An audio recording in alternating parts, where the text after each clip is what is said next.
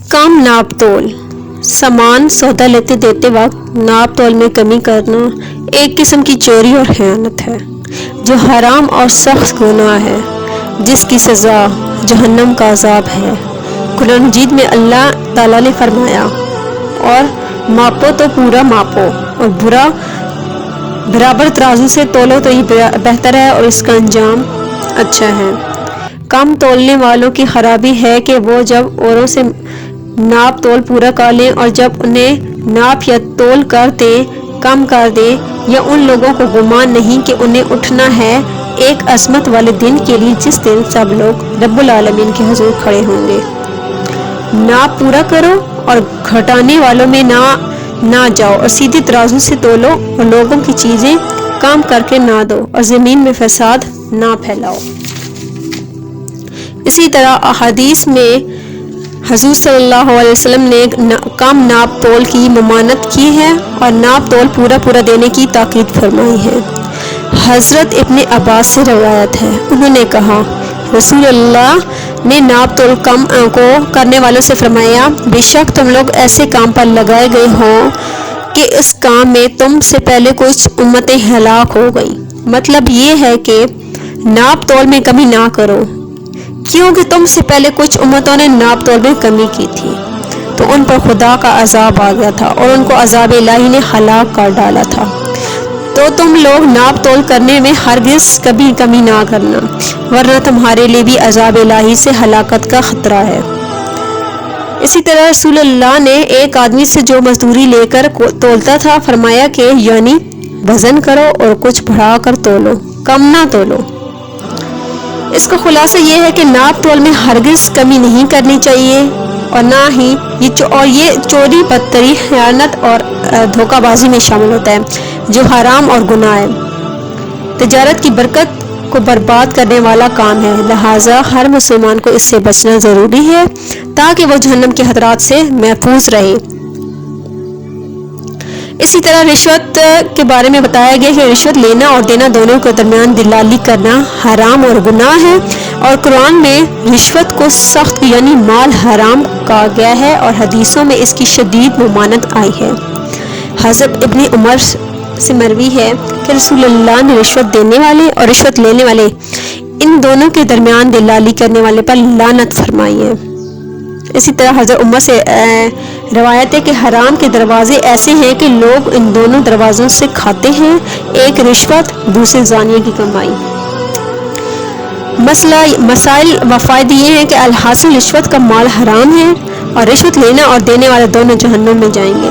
हाँ, अलबत्ता अगर किसी मुसलमान को कोई हक मारा जाता हो और रिश्वत देने से वो हक मिल जाता हो और रिश्वत देने के बगैर वो हक ना मिल सकता हो तो ऐसी सूरत में रिश्वत देना जायज़ है, मगर रिश्वत लेना किसी हालत में भी जायज़ नहीं है। इसी तरह माल हराम के बारे में बताया गया कि मुसलमानों के लिए फ़र्ज़ खुदाबंदी यानी नमाज, रोज़ा और हज और ज़कात के बाद रिज़्क़ हलाल तलब करना भी फ़र्ज़ है और मोमिन के लिए ज़रूरी है कि हमेशा माल हलाल ही इस्तेमाल करे और माल हराम से बचता रहे। ऐ ईमान वालों, खाओ पियो हमारी दी हुई सुथरी चीज़ों से और अल्लाह का एहसान मानो अगर तुम उसको पूछते हो। हज़रत अबू हुरैरा से रवायत है कि हुज़ूर सल्लल्लाहु अलैहि वसल्लम ने फरमाया कि लोगों पर एक ज़माना ऐसा आएगा कि आदमी ये परवाह नहीं करेगा कि उसने जो माल हासिल किया वो हराम है या हलाल है। इसी तरह हज़रत अब्दुल्ला से रवायत है कि बंदा जो हराम माल कमाएगा अगर उसका सदका करेगा तो वो मकबूल नहीं होगा और अगर हज करेगा तो उसमें बरकत नहीं होगी और अगर उसको अपनी पीठ के पीछे छोड़कर मर जाएगा तो वो उसके लिए जहन्नम का तोशा बनेगा। इसी तरह रसूल अल्लाह ने फरमाया कि वो गोश्त जन्नत में दाखिल नहीं होगा जो हराम ग़ज़ा से बना होगा और हर वो गोश्त जो हराम ग़ज़ा से बना हो जहन्नम उसका ज़्यादा हकदार है। इसी तरह हज़रत आयशा ने कहा कि मेरे बाप अबू बकर का एक ग़ुलाम था, वो अपनी कमाई लाकर मेरे बाप को दिया करता था और आप उसकी कमाई खाते थे।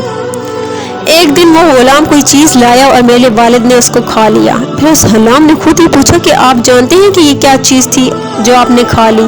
तो हज़रत अबू बकर सदीक ने ग़ुलाम से दरियाफ्त किया, क्या तुम ही बताओ वो क्या चीज़ थी? तो ग़ुलाम ने कहा, मैंने ज़माने जाहिलियत में काहन बनकर एक शख्स को غیب کی خبر بتائی تھی، حالانکہ میں کہانت کی فن کو نہیں جانتا۔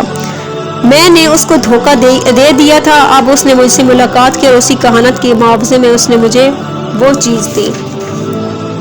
چیز دی تھی جو آپ نے کھا لیا۔ یہ سن کر حضرت ابو بکر صدیق نے حلق میں انگلی ڈال کر جو کچھ کھایا تھا سب طے کر دیا۔ اسی طرح حضرت ابو بکر صدیق سے روایت ہے کہ رسول اللہ نے فرمایا کہ وہ بدن جنت میں داخل نہیں ہوگا جس کو حرام سے غذا دی گئی ہو۔ اسی طرح جو کسی کپڑوں کو 10 درہم میں خریدے اور اس میں 1 درہم بھی حرام کا ہو تو جب تک وہ کپڑا اس آدمی کے بدن پر رہے گا اللہ تعالیٰ اس کی کسی نماز کو بھی قبول نہیں فرمائے گا۔ یہ کہہ کر کہ حضرت ابن عمر نے اپنی دونوں انگلیوں کو دونوں کانوں میں ڈال کر یہ فرمایا، اگر میں نے اس حدیث حضور صلی اللہ علیہ وسلم سے نہ سنا ہو تو میرے یہ دونوں کان بہرے ہو جائیں۔ اسی طرح رسول اللہ نے فرمایا، تم لوگ سودا بیچنے میں باکثرت قسم کھانے سے بچتے رہو، کیونکہ قسم کھانے سے سودا تو بک جاتا ہے لیکن اس کی برکت برباد ہو جاتی ہے۔ اللہ تعالیٰ 3 آدمیوں سے نہ کلام فرمائے گا، نہ ان کی طرف نظر فرمائے گا، نہ ان کے گناہوں سے پاک کرے گا، ان کی بہت ہی سخت اور دردناک عذاب دیا جائے گا۔ ٹخنوں سے نیچے تہ بند پاجامہ لٹکانے والا، احسان جتانے والا، جھوٹی قسم کھا کر سودا بیچنے والا، حرام ذریعوں سے کمائے ہوئے مالوں کو کھانا پینا یا پہننا یا کسی اور کام میں استعمال کرنا حرام اور گناہ ہے، اور اس کی سزا دنیا میں مال کی قلت، ذلت اور بے برکتی، اور آخرت میں اس کی سزا جہنم کی بھڑکتی ہوئی آگ کا عذاب دیا جائے گا اس کو۔ اسی طرح نمازوں کو چھوڑ دینا بہت ہی شدید گناہ کبیرہ ہے اور جہنم میں لے جانے والا کام ہے۔ قرآن مجید میں ہے کہ قیامت کے دن جب جہنمیوں سے جنتی لوگ پوچھیں گے کہ تم لوگوں کو کون سا عمل جہنم میں لے گا، تو جہنمی لوگ نہایت افسوس اور حسرت کے ساتھ جواب دیں گے کہ ہم نماز نہ پڑھتے تھے اور مسکین کو کھانا نہ دیتے اور بےہودہ فکر بالوں کے ساتھ بےہودہ فکر کرتے تھے اور ہم انصاف کے دن کو جھٹلاتے رہے یہاں تک کہ ہمیں موت آئی۔ تو ان نمازیوں کی خرابی ہے جو اپنی نماز بھولے بیٹھے ہیں۔ ان کے علاوہ قرآن مجید کی بہت سی آیتوں اور حدیثوں میں آیا ہے کہ نماز چھوڑ دینا شدید معصیت اور گناہ کبیرہ ہے۔ چنانچہ حضور صلی اللہ علیہ وسلم نے فرمایا کہ وہ عہد جو ہمارے اور دوسرے لوگوں کے درمیان ہے وہ نماز ہے، تو جس نے نماز کو چھوڑ دیا اس نے کفر کا کام کیا۔ اسی طرح حضرت عبداللہ سے روایت ہے کہ حضور صلی اللہ علیہ وسلم نے نماز کا ذکر کرتے ہوئے ایک دن یہ ارشاد فرمایا، جو شخص نماز کو پابندی کے ساتھ پڑھے گا یہ نماز اس کے لیے نور اور برکت